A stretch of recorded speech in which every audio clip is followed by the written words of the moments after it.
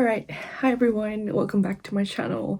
In today's video, I want to talk a little bit about my experience studying development studies because I think it is a course that a lot of people haven't really talked about. I didn't even know that it existed before I was applying for my master's, where I think if you are originally like a student of political science or international relations, you probably know about this degree. But nonetheless, I think it is a very, very interesting degree and very critical one that I wish more people would have taken. A word of warning, it is a very depressing degree because you really are learning about all the issues that's happening around the world. You're trying to understand how they came about, how it happened, and the set of solutions that have been created to solve the issue, but we also learn how these solutions oftentimes end up exacerbate the situation rather than solve anything. And the conclusion most of the time will be like, we don't know what to do. Should we be leaving development as is, or should we actually be interjecting and doing something to fix it? But yeah, I feel like I've already given away a big chunk of what it is. But again, by the way guys, this is unscripted. I literally just came back from the library and I just thought of doing this because I haven't been doing like a sit down and talk video for a while. So anyways, yeah. A little disclaimer, I'll be talking mainly from my experience as a student in Cambridge, and I'm doing my MPhil right now in development studies. I don't know how it will differ in other universities. I know in the UK you could do it in Sussex and Oxford as well. This is just a disclaimer that what I'm saying is based on my experience here and nowhere else. So I guess I'll structure this video into 3 parts. Firstly, what is development studies? Secondly, how or what is my experience like doing it in Cambridge? And number 3, just my overall thoughts about it. Yeah. Firstly, development studies, in my own words, I think it is a study of how the world came about as it is today, mainly from the social science perspective. So development studies is very, very multidisciplinary and interdisciplinary in a sense that we learn a lot of different streams of social science, such as economics, anthropology, politics, sociology is a big part of it as well, and so many more. But it is also interdisciplinary, where we compare and contrast and sometimes also associate one with the other. And I think it is a highly, highly intellectual and like critical and challenging degree if you like to know how the society behave or be constructed in a way that it is today, and all the problems and all the key periods in history that sort of marked the changes, and how people and institutions and predominantly people and leaders shape how development is done and what development even is. This is the place for you.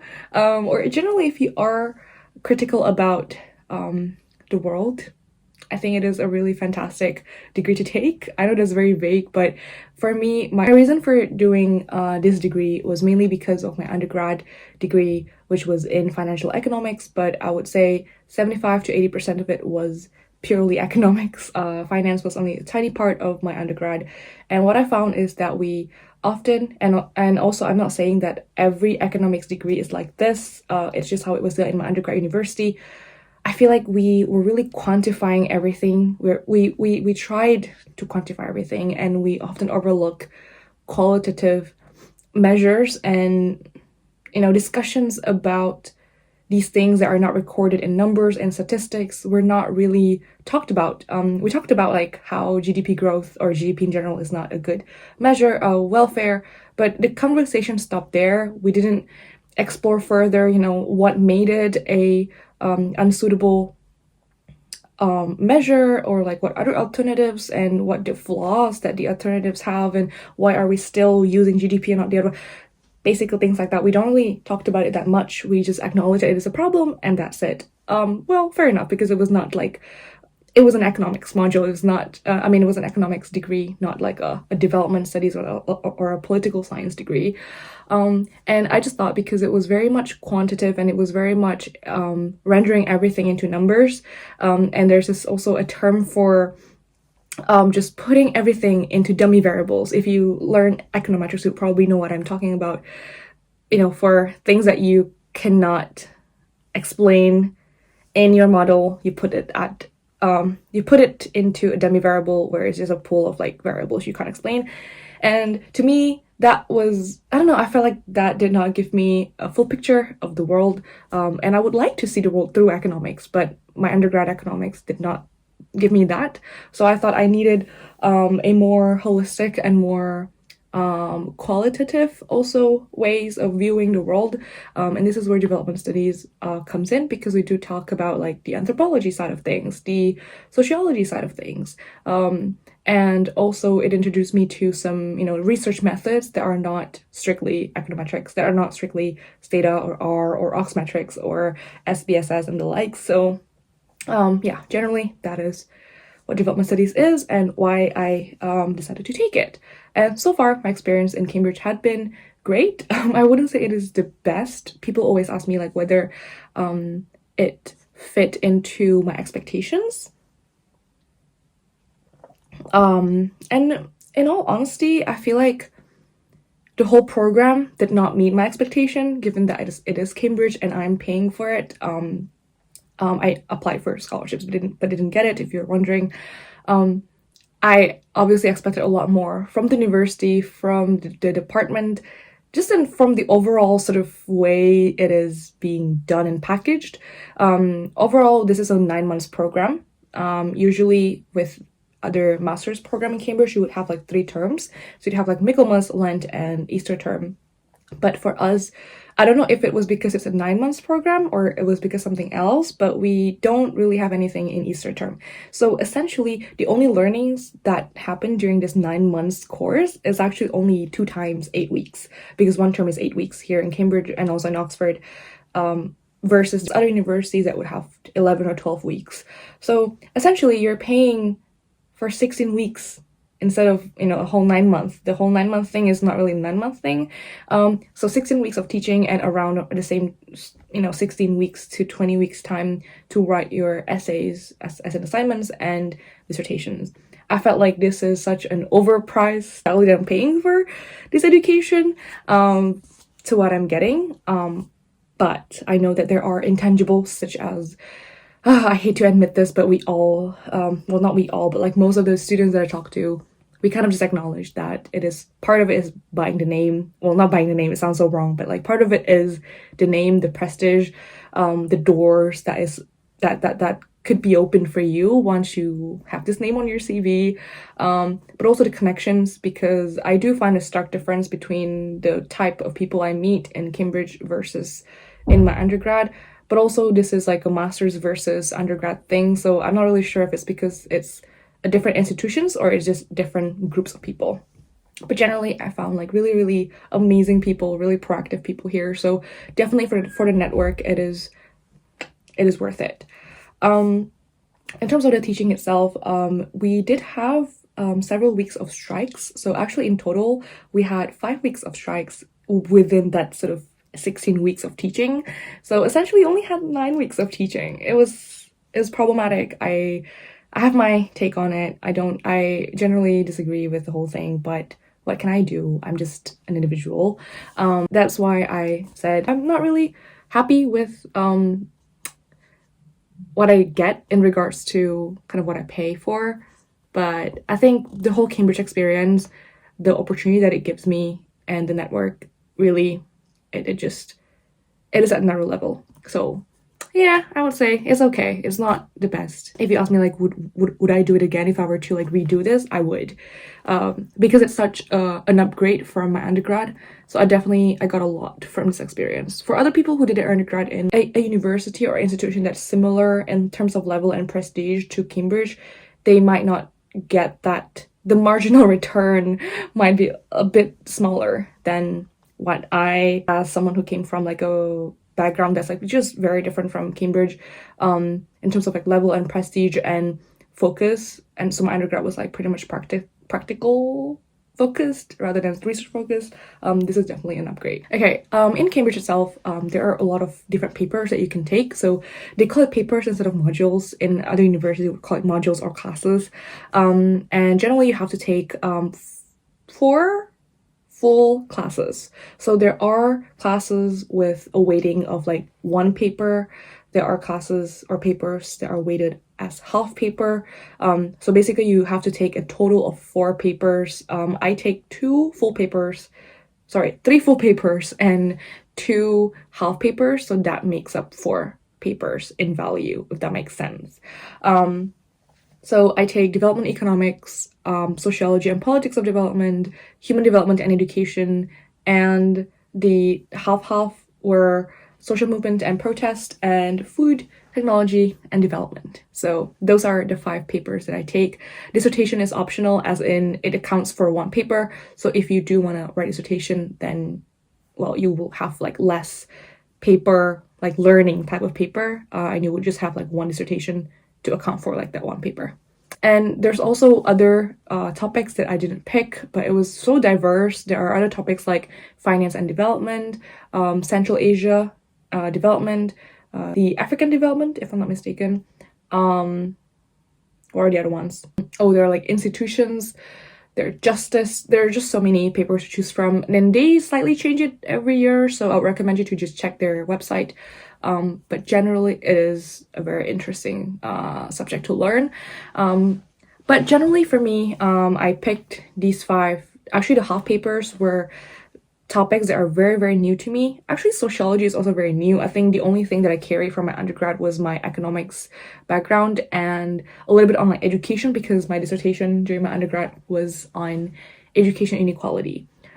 And in terms of the actual content itself, if there's like one pattern that I found from all these different papers, is that they really guide you and encourage you to think beyond what you already know or what you assume to be the truth, in a way. I know that's so philosophical, but it makes you question everything. It makes you question definitions that you have believed in your entire life.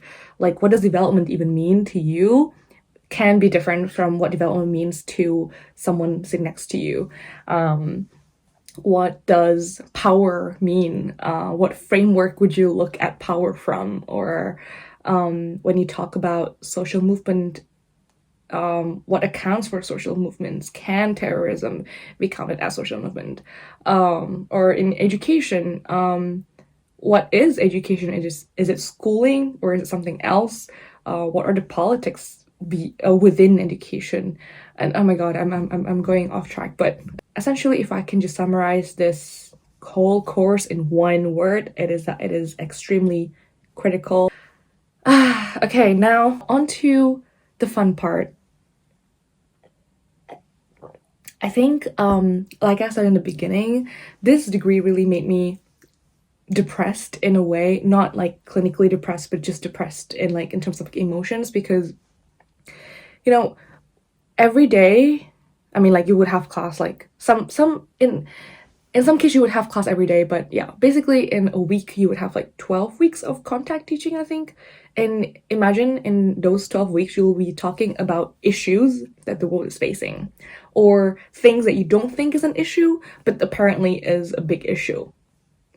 Bear with me, I'll try to find an example. So for example, the politics of aid. I think if you have a background in working in like international organizations or other organizations that typically gives aid, you probably already know. But for me, I was completely blind. I didn't know about this. But apparently, even in aid giving, there's a lot of problems that comes into play, as in who gets to define what is an issue and who gets to define who receives the aid, how it is being delivered. It's crazy. And I get another really stark example that really hit me was when my professor said, who gets to define poverty? Who gets to define poverty line? Well, in this case, probably World Bank, or like other international organizations. And imagine if they just change the sort of poverty line by just like 1 cent, or in terms of like monetary value. Yeah, Like suddenly you would have like millions of people who previously would receive aid because they were considered as poor people, and then because that line changed, they suddenly were no longer considered as poor people, and then thus they will not be receiving the aid. So I guess definition making and contextualizing things that is done by many powerful organizations and institutions are ultimately, the questions that we also ask ourselves, and something that I didn't realize was a problem before, but come to think of it, it is a huge problem. I'm sorry if I look like uninterested because I feel like I've become a little bit desensitized with all the issues because we've been talking about this for 2 terms really, and I still pretty much feel like attached to the issues and like very much angry with the whole thing. But also, again, it's this feeling that you can't really do anything, that you're just an individual, and all the big questions are literally left to you to think about. Yeah, I guess what I like about this course is, like I said, it was very interdisciplinary. It makes you think, and as a person who likes thinking, I feel like I'm putting my overthinking hat to a good use. But it is really depressing when you know all these issues that are happening around the world, but you just don't know what to do. I kind of always use this example of, when I try to explain my feeling, it's almost like I've witnessed a murder, but I know that the police won't listen to me. The judge are corrupt. People around me don't care. So who do I go to? And it's like, it's such a big moral pressure for me. And especially as someone who I think is very much idealistic, and, I have my own sort of value and set of like things that I considered as elements of my own integrity. It's just, it's tough to just sit there, read journal articles about it, write essays about it, and really not feeling sure what you should be doing next. I really hate the feeling of just, oh, whatever, it is too systemic to change, it is so structural and everything, because I believe that if everyone thinks like this, if everyone that's educated in this thinks like this, then it'll be, it's just like the curse of knowing things. If you don't do something, I feel like I would feel very, very bad, and I would feel like a failure. So I've kind of like dedicated myself to, I know, like, I understand all of the politics beyond this, and well, not fully understand, because obviously there's a lot of things that I don't know, but it also made me choose the career path that I am choosing next. I would pretty much want to become a researcher myself, with the tools that I have, the knowledge that I have. I really want to contribute in that sense to the world. I don't think I'll be making any dent. I don't think I'll be making any change, but even a teeny tiny contribution, I think, is enough for me. This whole course made me think, like, wow, we are, I was about to curse, but we are doomed as society in a way. And it really challenged my moral compass, and it really made me think, my position in the world and my position as a part of the system, because eventually we are already part of the system, and the system is already bad as is, and the question is, whether you would continue perpetuating that system, even if you don't take a stance, even if you don't what do you call it, support the system. I think if you don't act, you would still be, confining, is that the word, conceding to the system, and then you're there to perpetuate it. I feel like, I don't, just after learning this, I feel like we should all be taking a stance. I don't want to just be like, oh, I'm neutral. I have developed my own stance in a lot of things, and some of them are quite, I wouldn't say extreme, but I was like quite set on my on my stance. I guess in general, oh my god, why did my tone become very much depressing after like 20 minutes of talking? But I just want to say, it is an incredible degree. Just because even if you don't want to go into like international organization, you don't want to do these like development related work or research work, I feel like it's still a really good degree to make sense of the world and to get in touch with the world, really, because I feel a lot of us live in a very sheltered position, that we often really just don't know what's happening in the world. But also, if you don't really care about what's happening in the world, then that's also fine. But yeah, I would say, just for those of you who are interested in this, if you do end up taking it, I hope that going out of it, you would fall into the group of people who would actually still strive for the change, because knowing how structural a lot of the issues are, the problems are, you would often feel like you're helpless and that there's nothing you can do, which is what I'm feeling now. But at the same time, I think it would shape your idealism as well in one way or the other. And I hope that we don't all just go out of this degree and kind of felt like, oh, fuck it, the system is already broken. I will not be here for long. Why should I care? But I hope that you would actually care even more and carve out your own change in the system. But yeah, anyways, that is the end of this video. I really hope that you get something out of this, even if you're not applying for a Master's of Development Studies in itself. That is it for today. I will see you in my next one.